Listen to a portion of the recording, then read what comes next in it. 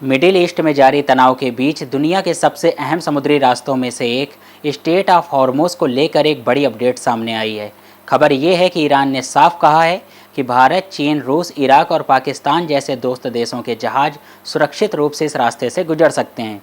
यानी अब ये रास्ता सिलेक्टिव एक्सेस पर चल रहा है, कुछ देशों के लिए खुला और कुछ देशों के लिए बंद।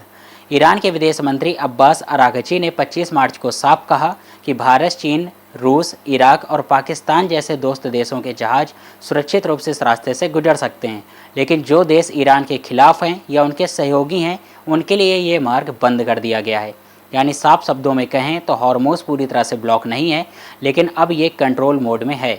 अब समझते हैं कि ये खबर इतनी बड़ी क्यों है। स्ट्रेट ऑफ हॉर्मुज़ दुनिया का सबसे महत्वपूर्ण ऑयल ट्रांजिट रूट में से एक माना जाता है।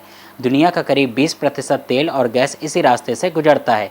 ऐसे में अगर यहाँ स्लाइटेस्ट डिसरप्शन भी होता है तो इसका पूरा असर दुनिया की इकोनॉमी पर पड़ता है, चाहे फ्यूल प्राइसेस हों या इन्फ्लेशन हो या सप्लाई चेन हो। हालांकि ईरान ने पूरी तरह से इस रूट को बंद नहीं किया है, लेकिन परमिशन बेस्ड एक्सेस लागू करके उसने ग्लोबल मार्केट को एक स्ट्रॉन्ग सिग्नल दे दिया है कि अब एनर्जी सप्लाई पूरी तरह जियोपॉलिटिक्स के कंट्रोल में आ सकती है। इस पूरे घटनाक्रम पर एंटोनियो गुटेरेस ने भी गहरी चिंता जताई है।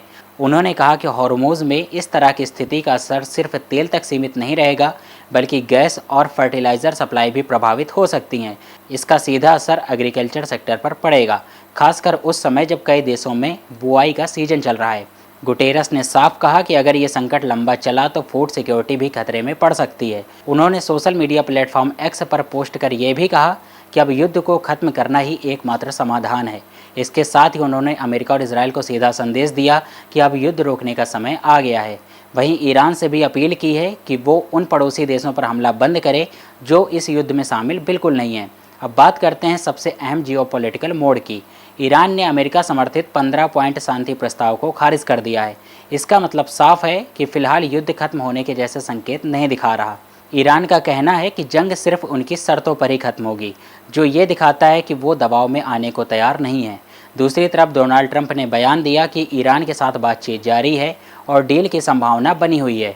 उन्होंने ये भी कहा कि ईरान के नेताओं पर अंदरूनी दबाव है और अगर बातचीत फेल होती है तो उनके खिलाफ उनके अपने लोग ही खड़े हो सकते हैं। यानी एक तरफ बातचीत और दूसरी तरफ टकराव। ये स्थिति ग्लोबल अनसर्टेनिटी को और भी बढ़ा रही है।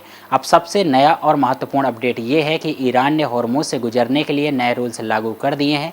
अब कोई भी नॉन हॉस्टाइल जहाज सीधे गुजर नहीं सकता, उसे सबसे पहले ईरानी अथॉरिटीज़ से परमिशन लेनी होगी। न्यूयॉर्क में ईरानी मिशन ने साफ कहा है कि जो देश ईरान के खिलाफ किसी भी सैन्य कार्रवाई में शामिल नहीं हैं, वे सिक्योरिटी रूल्स फॉलो करके और अनुमति लेकर सुरक्षित रूप से गुजर सकते हैं। इसका मतलब ये है कि अब ग्लोबल शिपिंग पूरी तरह फ्री फ्लो में नहीं है, बल्कि रेगुलेटेड हो चुकी है।